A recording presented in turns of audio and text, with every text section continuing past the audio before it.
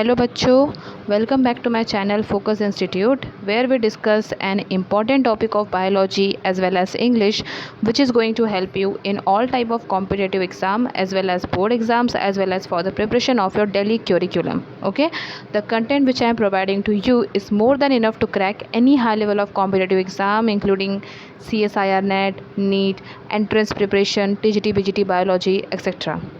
सो बच्चों in previous lecture में discuss about immune system है ना. What is immune system, what is immunity, what is the family of immunoglobulins, what are allergies, what are the importance of vaccines. हमने सब कुछ detail में पढ़ा था और हमने क्रिस्टल क्लियर कंसेप्ट आपके साथ शेयर किया था.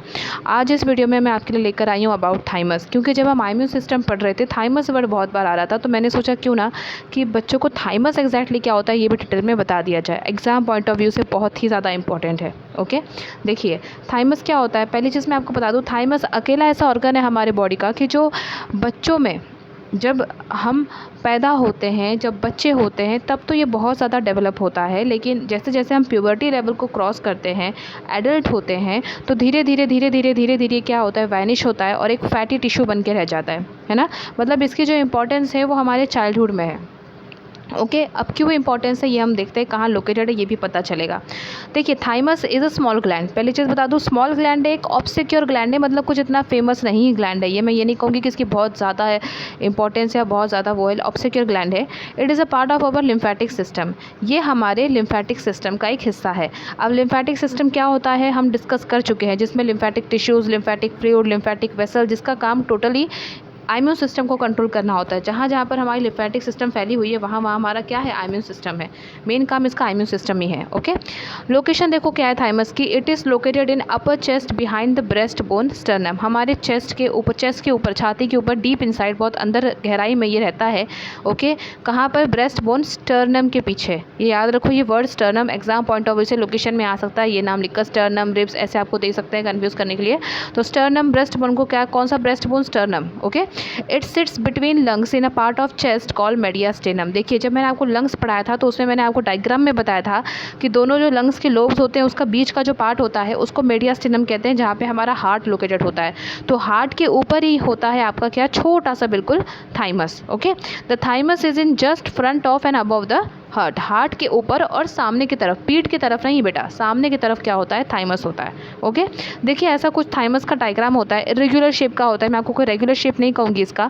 दो चीज़ों से मिलकर बना होता है. एक तो इसमें होता है ये मेड्यूला और एक इसमें ये वाला होता है कॉर्टेक्स. ओके, जो इसके अंदर छोटे छोटे आपको डॉट डॉट दिख रहे हैं इसको हम लोग क्या बोलते हैं, थाइमिक कार्पस्कल बोलते हैं. और इसकी जो बाहर की कैप्सूल होती है, बाहर की जो लेयर होती है वो कैप्सूल कहलाती है. ओके, और ये जो इसमें लेयर्स बाहर की तरफ ऐसे पिंचेस करके ऐसे बाहर की तरफ निकले हुए हैं ना, सिकुड़न, ये क्या होता है, इंटरलोब्युलर सेप्टम होता है. ओके, देखिए द थाइमस ग्लैंड, पहली चीज़ तो इसका कलर कैसा होता है, पिंकिश ग्रे कलर का होता है. और ये दो इरेगुलर शेप्ड लोब्स का, अलग अलग दो लोब्स का बना होता है. ओके, देखिए थाइमस ग्लैंड मोस्ट एक्टिव कब रहता है. The thymus gland is most active during childhood. जब हम बच्चे होते हैं तब सबसे ज़्यादा क्या होता है, थाइमस ग्लैंड एक्टिव रहता है.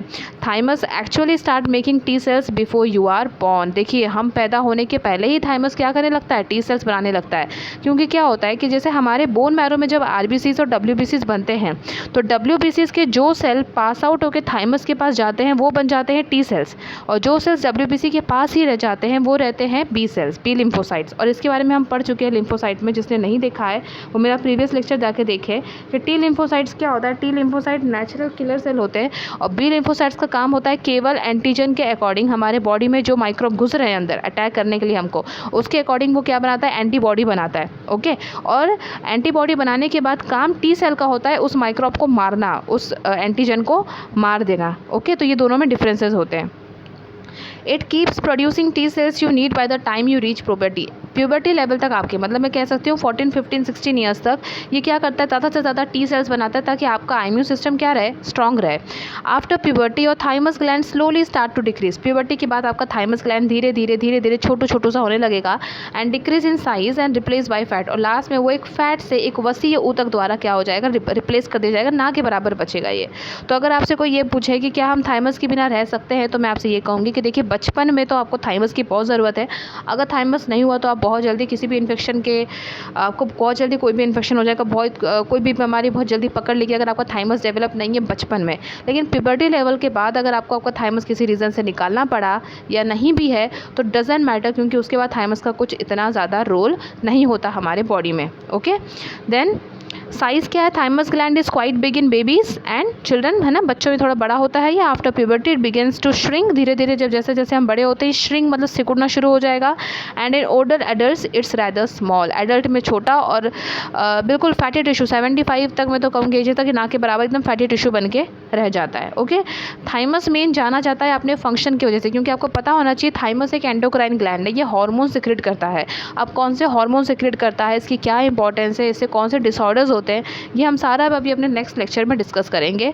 पहले हम इसके मेन फंक्शंस बस यहाँ पे डिस्कस कर लेते हैं। ओके, तो देखिए फंक्शन क्या है, the primary function of the thymus gland is to train special WBC called T lymphocyte. सबसे पहला काम क्या है, इंपॉर्टेंट काम उसका, कि जो WBC है उसमें से जो सेल्स थाइमस के पास आ जाएंगे WBC के, वो क्या वो बना देता है टी लिम्फोसाइट्स, है ना, और T cells. WBC travel from a bone marrow to thymus, मैंने भी कहा ना WBC के जो सेल आपके थाइमस में ट्रैवल होंगे वो बन जाएंगे टी लिम्फोसाइट, और जो बोन मैरो में ही रह जाएंगे वो बन जाएंगे बी लिम्फोसाइट। टी लिम्फोसाइट का काम होता है नेचुरल किलिंग करना और बी लिम्फोसाइट का काम होता है एंटीबॉडीज बनाना। The lymphocytes mature and become specialised T cells in thymus, है ना। लिम्फोसाइट मैच्योर होकर स्पेशलाइज्ड टी सेल्स कहाँ बनता है, थाइमस में बनता है, लेकिन ऐसे ही नहीं बन जाता, इसके लिए भी हार्मोन सिक्रेशन होता है। थाइमस एक विशेष हार्मोन सिक्रेट करता है जिससे कि ये टी सेल्स जो होते हैं वो डेवलप मैच्योर होकर टी लिम्फोसाइट मतलब किसी को मारने लायक बनते हैं। बिना उस हार्मोन सिक्रेशन के ऐसा नहीं हो सकता, और इसके बारे में हम फुली डिटेल में पढ़ेंगे हमारे नेक्स्ट लेक्चर में, तो बने रहिए हमारे साथ। Please like share subscribe more and more. Okay, and thank you for watching my video.